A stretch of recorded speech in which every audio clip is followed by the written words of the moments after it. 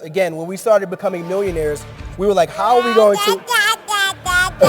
I'm sorry. When we became millionaires, we said, how are we going to create this generational wealth?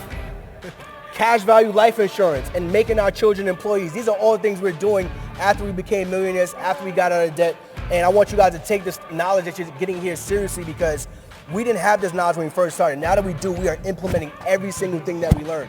3 to 5 steps is what Dre said, and we truly believe it could change your life. So I think that's our time here. Yes, thank you so much.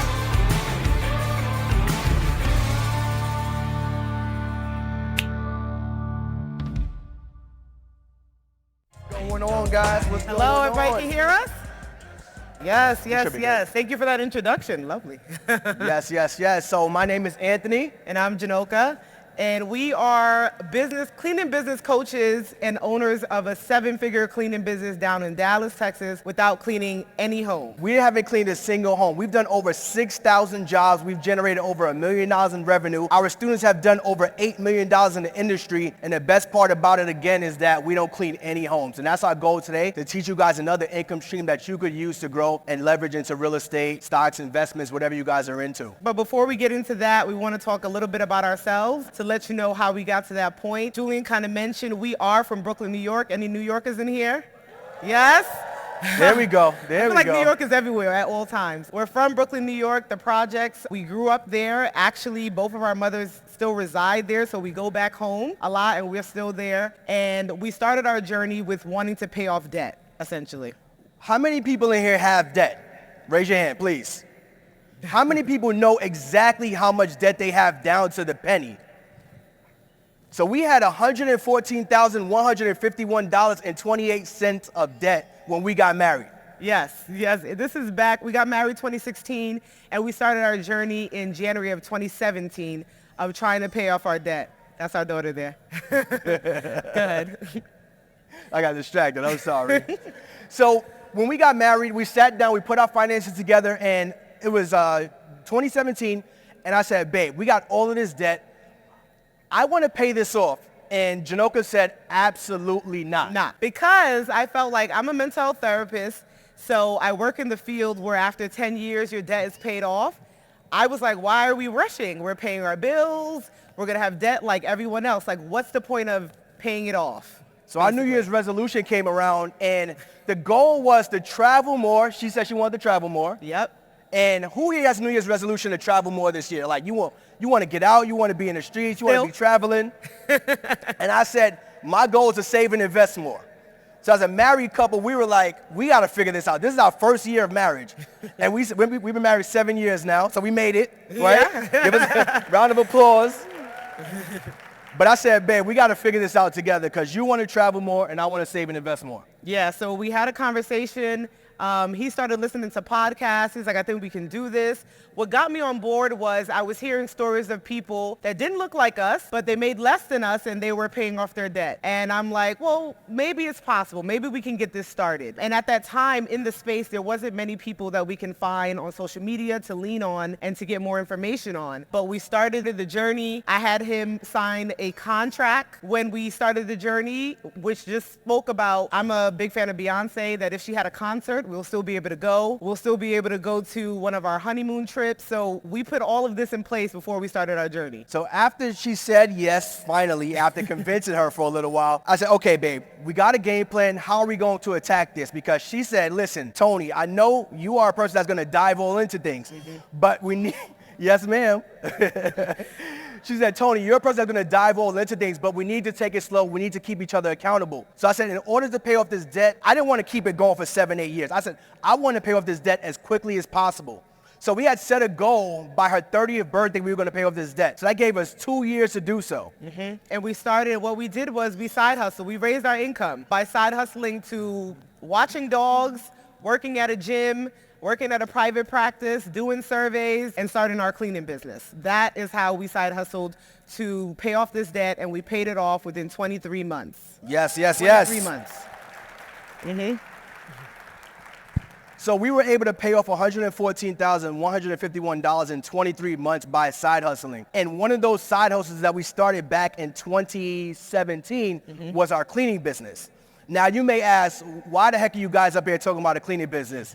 Because it's changed our lives and it's changed thousands of our students' lives as well. So before we even got to that part, I had another idea. I said, in order to grow our income as fast as possible, we had to start a business. And I said, this cleaning business is something that we could use to pay off this debt. And she said, absolutely not. He brings a lot of ideas. He has a lot of ideas, and I usually shut it down until he brings more information. That's just how we kind of operate. So he brought the idea, and I'm like, we had never started a business. We have never spoken about a business at the time. So I was anti doing it at that time. And he came back 3 months later with more information. I would say a preliminary business plan, not necessarily, but more information of how we can make it work without cleaning any homes. And we went live Thanksgiving 2017 and got our first client Black Friday 2017. So right away, we got someone in the door. So one of the things we did, once we sat down and we created this quote-unquote business plan, I said, babe, we could do this without cleaning any houses. And I said, here's how we could do this. So we work with independent contractors, AKA cleaning partners. And these are people who are already established in the business, meaning they already have cleaning supplies. They already are in the industry. They've been cleaning for years. But their biggest challenge is finding people so that they can go and clean houses. A lot of them work off of word of mouth. I said, babe, we're going to work with people that are already established. We're going to market the business, and pretty similar to, what would you say? Yeah, this is not anything new. This is essentially the Uber, the Lyft, the Airbnb of cleaning. Uber doesn't own any cars. Airbnb doesn't own any homes, so on and so forth. But we are the middleman, as Andre just spoke about. We are the middleman, and we connect the contractor to the client, and that's how we do it. We take a percentage, and everybody leaves happy. So for my guys in here, how many people have sat in the barbershop on a Saturday or a Friday all evening waiting to get your hair cut? Because I know I have, right? So for you guys, raise your hands. Or even ladies. I mean, coming up in New York, I go to the Dominican salon. I'm in there all day. So I don't know if anybody experiences that as well, like not being able to book the person online and you just have to sit and wait, basically. So like Mr. Andre Hatchett just said, middleman your way to millions. So a lot of these local service businesses, people who are doing lawn care, people who do carpet cleaning, people who like barbers, what else? Nails, yeah, anything. So a lot of them don't have online platforms. Their biggest challenge is finding people that can actually come find them. So we said, if we find these people, like my lawn guy, right? I have to text my lawn guy, hey, are you showing up? I have to call my lawn guy, are you still on the way? After he leaves, I have to say, hey, can I Zelle you or PayPal you? He leaves a physical invoice on my door after he mows my lawn. And I'm like, there's gotta be a better way. So we moved down to Dallas. We had to call people, we had to text them to get our home clean. And we said, if there's a way to come into this industry where we provide technology, there will be tons of people lined up to work with us. So that's exactly what we do. Our clients book us online without having to speak to us. They can pick up the phone and call, but all of our services are online so they can see you want a deep clean, how big your home is, how much they're going to pay, and we charge them online as well. So that's how we kind of stand out from the competition. Because I know a few of you may be saying, well, there's tons of cleaning business. There's not tons that you can book them online. There's not tons that, you get an email reminding you that they're coming. Usually you have to text and say, are you available on Saturday 8 to 10 a.m.? So that is what we provide, of that quicker system to allow people to just book, don't worry, we'll show up and get the job done. Yeah, so we had provided, when we look back on our journey, we are literally able to document 5 keys that we use to start our business, and we're gonna dive into that now. And that's what we call the clean method. Even though we don't clean any houses, we call it the clean method. So the C in clean stands for clarity, because when we first started, we had to have a why. Why the heck do you wanna keep this business going after 5 years? Why do you even wanna keep this business going when things get tough? So when we started our debt-free journey, as well as the cleaning business journey, our why was to pay off $114,000 of debt. And that why was on our fridge every single day. So we walking out, go to my 9 to 5, I see the why. I come back from my 9 to 5, I see the why. I go to bed, I want to eat some food before bed, I see the why. So it was posted where we could see it every single day. So before you guys leave here, make sure you have your clarity, make sure you have your why, because we know that you're getting a ton of income streams, a ton of ideas. Like Andre said, 3 to 5 steps. And that was one of our first steps, finding our why, which is the C in clarity. The next one is L, so legalizing your business. I know that you can get started on a business without having a business entity, without having an LLC or S Corp. However, to stand out, to continue to grow, legalize your business. So we speak about that. What does that mean to you? Getting a business account, keeping your money separate. That's important as well. So many times we see that the book's all messed up, right? Legalize that business, get your business account, stand out so that you are a business and you can continue to grow and scale. Yeah, when we hired our first accountant, she was like, all right, I understand that you guys are new entrepreneurs, you guys are new business owners, but she's like, what the heck are you guys doing with your books? We were following Profit First. How many of you guys heard of Profit First? If you have not heard of Profit First, this is a simple way for us to manage our books, meaning our money was separate. So our business money was not touching our personal finance money. When the tax season came around, and we learned about taxes today and this whole weekend, when the tax man came, Uncle Sam came, we were able to pay our taxes with no problem. So we're using the Profit First model. So legalizing your business. The next one, establishing your brand.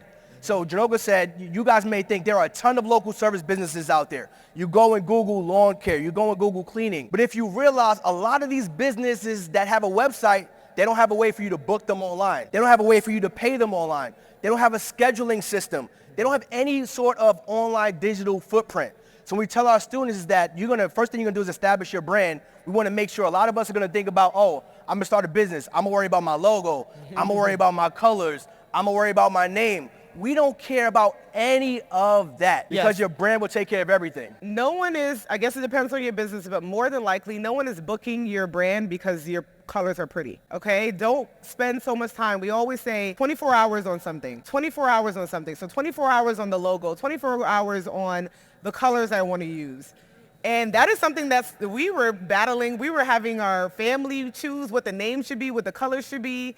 But looking back, no one is booking my cleaning service because I got a blue or a red. So just keep that in mind with whatever branding that you're doing. Try not to take too much time on that because that's usually how we procrastinate with moving forward and growing our business. A is acquiring contractors, which is the biggest part of the business or of any business. Finding good people. Wherever you are, if you're your 9 to 5 or you have your own business, you know finding good people, especially in this market, is difficult. That is something that we say is the hardest part of the business, finding good people. And you may find someone that can clean well, but are they professional? Do they show up on time? All of that matters. So acquiring contractors is important when it comes to this business model because they are the ones out there doing the actual cleaning. And we say one cleaner can change your life. One of our earlier cleaners, she made our cleaning business over $250,000 working with us. Just one of them. And we've had over 50 people work with us over the course of these 5 years. So we say one cleaning partner can absolutely change your life. Now, finding that person is going to be the hard part. But once you find that person, you establish that relationship, it should be smooth sailing from there. So last but not least, nurturing and acquiring customers. So again, this goes back to establishing your brand. So when we're finding our customers, we're not doing door-to-door. We're not handing out business cards. We're not handing out flyers.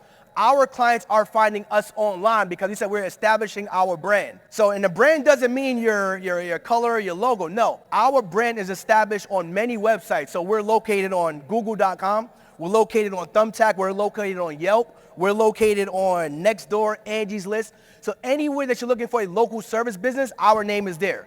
So we don't have to go out and actively acquire new customers because they are always finding us. And then nurturing those relationships are just as important as well. And that ties into contractors as well. A lot of them we've worked with for a long time just by treating them right. They work with multiple different cleaning businesses. However, some people don't treat them as humans. We find that a lot. They complain about that a lot. So just as treating them as human beings and treating them how they should be keeps them around working with us. So that is our clean method that we utilize and we share to our students of how you can get your cleaning business up and running. But we also want to mention another reason why we got into this, aside from paying off debt, is because it's a low-cost startup. It's a low-cost startup. We're not doing any of the cleaning, so we don't need supplies. The startup is about $1,500 to get your business up and running. Many businesses, especially nowadays, you can find things like that, but this is a low-cost startup in a business that will always be needed. During COVID, our numbers did drop, but people still wanted to clean. Cleaning businesses will always be needed. Service-based businesses will always be needed. So Janoka just said, you don't need your own supplies. You don't need your own contractors, low-cost startup. And another one was that we could work from anywhere. We can work from anywhere. After we paid off that $100,000 of debt, the first thing we did was go to what, Maldives? Yep. Maldives and Dubai. She had us traveling all across the world. We were just in St. Lucia for 2 weeks. So our cleaning business continues to run. We've had 65 cleanings this week. We've been in Dallas, we've been in Atlanta this whole weekend. We had 18 cleanings this weekend, and we've been here with you guys the entire weekend. So our business can be ran from absolutely anywhere. So we're able to travel, we're able to enjoy time with our daughter, enjoy time with our family, but most importantly, share the information with people like you so that you can learn the industry as well. So work from anywhere was another big one for us. And it's not a sexy business, but it's a lucrative business, right? It's not a sexy business, but it's a lucrative business. So the non-sexy businesses make money too.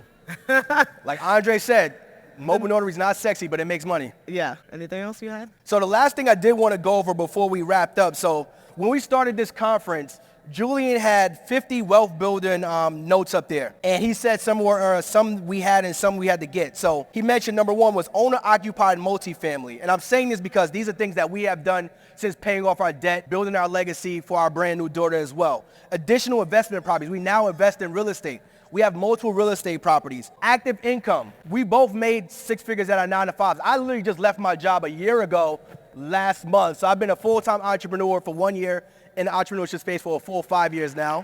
So semi-passive income was number 4. So again, real estate, we have a digital product, stocks, bonds, we actively invest. And then passive income, our cleaning business. So those are 5 things that he mentioned that we are able to check off when you're talking about building wealth. And we're talking about the Generational Wealth Conference. These are things we are actively doing and have done. So again, after we paid off debt, number 14 was build an emergency fund. We paid off the debt and we said the first thing we're going to do is build a 6-month emergency fund, right? And then a living trust. Now that we have a daughter, we started talking about, all right, how are we going to invest our assets so that when we do pass, because we're all going to die someday, right? Let's keep it real. I know in our community, we don't like to talk about these things. I know when I go back and talk to my mom about life insurance, the conversation gets real awkward. So we have a living trust as well. We literally created a donor advised fund last year to donate to one of my best friends passed from sickle cell. And we were able to donate from our donor advised fund into his fund as well. And then last but not least, I definitely want to bring up our daughter because I'm excited to be here with you guys. Yeah. And along with my wife. And this is our first time on stage and our first time with our baby girl, so I definitely want to bring her up here. I can grab her. But if you guys want additional information, we will, sorry? Oh. You have some notes? Yeah, I got a little something else. Oh, I'm sorry. Oh, we're going to take our time, too. No. But also, if you want additional information, we're also going to be in the vendor area to spread some more. And 18, 19, 20, and 21, he said having an estate plan and a will for things that are, you want to wave at the people? For things that are not in the living trust. Again, when we started becoming millionaires, we were like, how are we going to... I'm sorry. When we became millionaires, we said, how are we going to create this generational wealth? Cash value life insurance and making our children employees. These are all things we're doing after we became millionaires, after we got out of debt. And I want you guys to take this knowledge that you're getting here seriously because we didn't have this knowledge when we first started. Now that we do, we are implementing every single thing that we learned.